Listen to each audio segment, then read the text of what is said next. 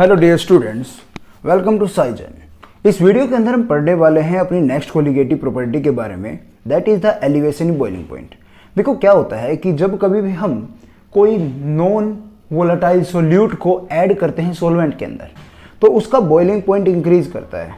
Actual में क्या है, बॉइलिंग पॉइंट क्या होता है? सबसे पहले बॉइलिंग पॉइंट के बारे में बात करेंगे। Boiling point is the temperature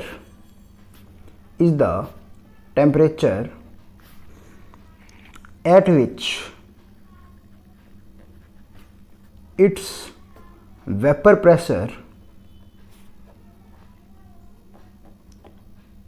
is equal to atmospheric pressure। जब कभी भी कोई सॉल्यूशन का वेपर प्रेशर एटमॉस्फेरिक प्रेशर के इक्वल हो जाता है तो उसी टेम्परेचर को हम बॉइलिंग पॉइंट बोलते हैं।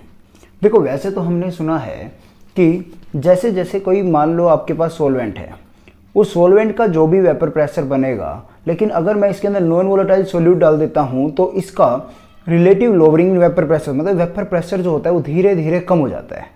और वेपर प्रेशर अगर कम हो गया तो कहीं ना कहीं उसी सेम टेम्परेचर पे इसका भी वेपर प्रेशर कम हो जाता है। फॉर एग्जाम्पल अगर मैं वाटर की बात करता हूँ तो वाटर का 373 केल्विन पर 1 एटमॉस्फेरिक प्रेशर था, लगभग 1.013 बार पे। लेकिन अगर मैंने उसके अंदर कोई ऐसा नॉन वोलेटाइल सॉल्यूट डाल दिया, जैसे ग्लूकोज डाल दिया या कहीं ना कहीं फ्रक्टोज डाल दिया, तो इतने ही टेम्परेचर पे इसका जो प्रेशर होगा वो कम हो जाएगा।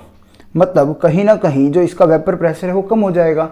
अगर मुझे इस एटमॉस्फेरिक प्रेशर के इक्वल लेके जाना है तो इसके लिए मुझे ज़्यादा टेम्परेचर देने की जरूरत पड़ेगी, और इसी टेम्परेचर के ज़्यादा होने को हम बोलते हैं एलिवेशन इन बॉइलिंग पॉइंट। क्योंकि बॉइलिंग पॉइंट तो उसका तब होगा जब उसका वेपर प्रेशर एटमॉस्फेरिक प्रेशर के इक्वल होगा।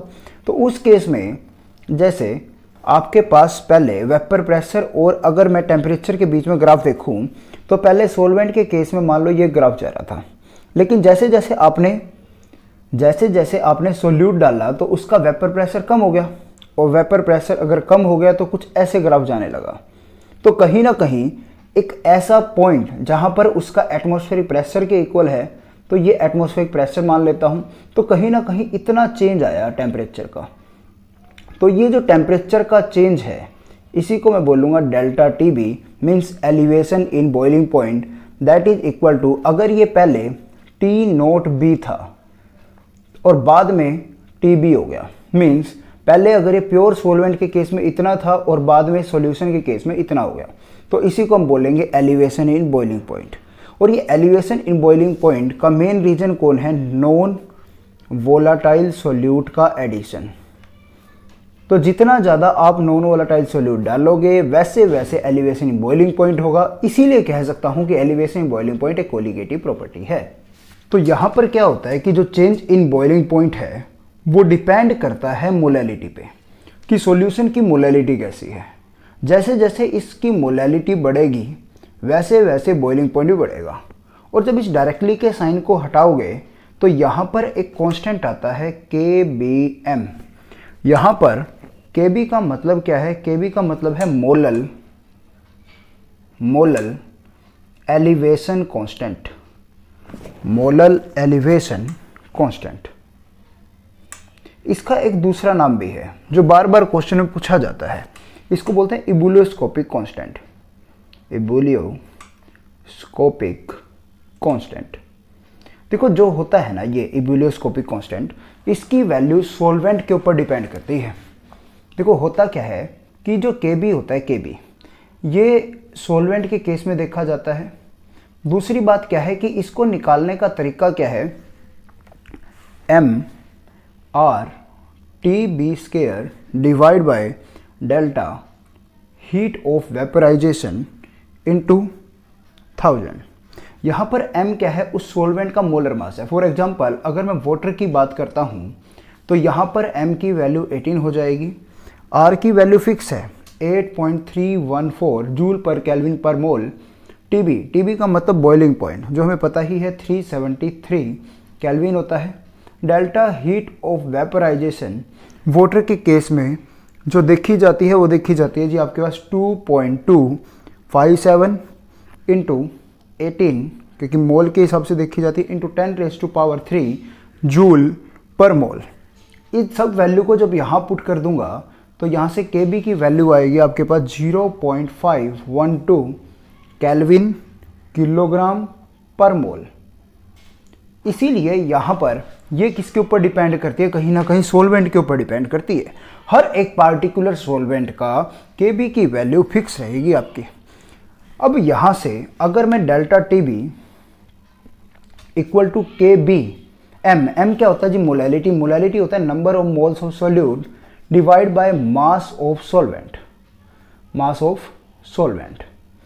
जैसे मैं इसको सोल्व करूंगा Kb एज इट इज, तो यहाँ से क्या हो जाएगा, given mass by molar mass divide by mass of solvent Wb, लेकिन किस में चाहिए, किलोग्राम में, इसलिए डिवाइड बाय 1000, तो डेल्टा Tb। ये कहीं ना कहीं ये एक्सप्रेशन हम बार बार यूज करने वाले हैं, लेकिन ज़्यादा कुछ याद करने की जरूरत नहीं है। याद सिर्फ इतना करें कि delta Tb equal to Kbm होता है, और इसी से लगभग हमारे सारे न्यूमेरिकल सॉल्व हो जाएंगे। देखो, इस कोलिगेटिव प्रॉपर्टी का हमें पहला न्यूमेरिकल दे रखा है, कह रहे कि 18 ग्राम ग्लूकोज, फॉर्मूला भी आपको गिवन है, डिजोल्व कर दिया 1 किलोग्राम वाटर के अंदर। ओके, तो कह रहे हैं at what temperature will water boil at 1.013 bar if Kb of water is 0.52 kelvin kilogram per mole. देखो, यहाँ से एक बात समझ में आती है कि 18 ग्राम ग्लूकोज है, मीन्स गिवन मास आपको जो दे रखा है वो दे रखा है 18। ग्लूकोज का जो मोलर मास होता है वैसे तो आपको याद होना ही चाहिए, नहीं भी होता है तो आप निकाल सकते हैं, C6H12O6 180 ग्राम पर मोल हो जाता है। आपको कह रहा है कि 1 किलोग्राम वाटर के अंदर है, मीन्स मास ऑफ सोलवेंट आपको दे रखा है 1 किलोग्राम, मीन्स 1000 ग्राम आपको दे रखा है। तो आपको कह रहा है किस टेम्परेचर पे ये बॉईल करेगा, मीन्स हमें निकालना है Tb। ओके, और आपको कहता है कि Kb की वैल्यू भी आपको गिवन है 0.52। ओके, 0.52 केल्विन किलोग्राम पर मोल। ओके, हम यहाँ से एक चीज़ पता है मुझे कि हम तो सिर्फ और सिर्फ डेल्टा Tb की वैल्यू को निकाल सकते हैं, वो भी कितना होता है, Kbm होता है। ओके, अब यहाँ से जब हमें ये चीज़ पता चल गई है कि delta Tb equal to Kbm होता है, और डेल्टा Tb होता है आपके पास Tb minus T0b Kbm। Kb की वैल्यू हमें पता है कितनी होती, कितनी गिवन है, 0.52। m का मतलब मोलैलिटी। मोलैलिटी होता है number of moles of solute, means given mass by molar mass divide by mass of solvent. Solvent कितना है जी, 1000 है, डिवाइड बाय किलोग्राम में लेके जाना है तो 1000 से डिवाइड कर देंगे। हमें पता है कि वाटर का जो बॉइलिंग पॉइंट होता है वो होता है 373 होता है, तो क्यों ना मैं यहाँ से Tb माइनस 373 ले लें इक्वल टू 0.52, यहाँ से ये कैंसिल आउट कर दूंगा, 18 को इससे कैंसिल आउट कर देंगे तो 1/10, 1/10 का मतलब 0.1, 0.1 को इससे मल्टीप्लाई करूँगा तो यहाँ से आ जाएगा 0.052 आ जाएगा। ओके, तो यहाँ से जब ये इतना आ चुका है तो यहाँ से Tb इक्वल टू ये उधर जाएगा तो प्लस में 373 हो जाएगा। ओके, जब ये 373 हो गया, वैसे तो वाटर का जो बॉइलिंग पॉइंट होता है 373.15 एक्चुअल वैल्यू होती है। ओके, प्लस में दिस कर देंगे तो यहाँ से Tb की वैल्यू आ जाएगी, इसको जोड़ देंगे तो यहाँ से आपके पास आ जाएगा 561.373। ये इसका बॉइलिंग पॉइंट आ जाएगा। 0.052 अगर हम इसके अंदर ऐड करते हैं, एक मिनट ऐड करके दिखा देता हूँ आपको, 373.15 0.052 तो आपके पास आएगा 202 ये आएगा, तो आपके पास आएगा जी 202 केल्विन। ये इसका पहला न्यूमेरिकल था। देखो, दूसरे न्यूमेरिकल में आपको क्या कहता है, यहाँ पे आपको कहता है जी बॉइलिंग पॉइंट बेंजीन का 353.23 केल्विन है। ओके, हमें T0 भी दे रखा है, मतलब बेंजीन का प्योर फॉर्म का दे रखा है 353.23। आपको कह रहा है जब नॉन वोलेटाइल सोल्यूट ऐड कर दिया 1.80 मीन्स Wb गिवन आपको दे दिया 1.80, डिजोल्व कर दिया 90 ग्राम बेंजीन के अंदर, मीन्स मास ऑफ सॉल्वेंट 90 ग्राम। तो कह रहे हैं इसका बॉइलिंग पॉइंट रेज कर जाता है, और रेज होने के बाद हो जाता है जी आपके पास टीबी की वैल्यू आपको दे रखी है 354.11। तो आपको कह रहा है मोलर मास निकालना है सोल्यूट का क्या होगा अगर केबी की वैल्यू आपको दे रखी है 2.53 केल्विन किलोग्राम पर मोल। ओके, वैसे तो सिंपल सा न्यूमेरिकल है। हम क्या कर सकते हैं, हमें फॉर्मूला पता है सिर्फ कि delta T B equal to K B M के इक्वल होता है, और डेल्टा टी बी किसके इक्वल हो जाएगा आपके पास 354.11 353.23, सब्ट्रैक्ट कर देंगे 8 यहाँ से 0.88 आ जाएगा। देखो इसके अंदर हम क्या करेंगे, डेल्टा टी बी की वैल्यू 0.88, के बी की वैल्यू आपको गिवन है 2.53, और हमें मोलैलिटी का फॉर्मूला पता है, means given mass by molar mass divide by mass of solvent that is 90, but लेके जाना है हमें किलोग्राम में, तो डिवाइड बाय 1000। इसको जैसे ही कैंसिल आउट करूँगा, इसको यहाँ से कैंसिल आउट करूँगा 0.2, पॉइंट हटाऊँगा नीचे 10 आएगा, 0 पॉइंट से ये कैंसिल आउट हो जाएगा। इसको जैसे ही मैं यहाँ से एम बी की वैल्यू निकालता हूँ, then M B equal to 2.53 into 2 into 10 divide by 0.88, और जैसे ही मैं इसको सोल्व करने वाला हूँ यहाँ से, तो आपके पास आएगा 58 ग्राम पर मोल। इस टाइप के न्यूमेरिकल्स भी आपको देखने को मिलते हैं, कहीं ना कहीं मोलर मास निकालना या डेल्टा टी बी निकालना। आपको कहता है boiling point of the water at 750 mm of mercury column is 99.63। तो कह रहा है हमें कितना सुक्रोज ऐड करें इन 500 ग्राम वाटर के अंदर जिससे इसका बॉइल करे 100 डिग्री सेल्सियस पे।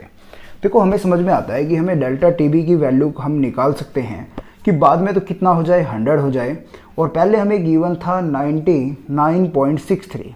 जैसे इसको सब्ट्रैक्ट करूंगा आपके पास आएगा 0.37 डिग्री सेल्सियस आ जाता है। हमें कह रहा है 500 ग्राम पानी है, मतलब वेट ऑफ वाटर हो गया हमारे पास 500 ग्राम।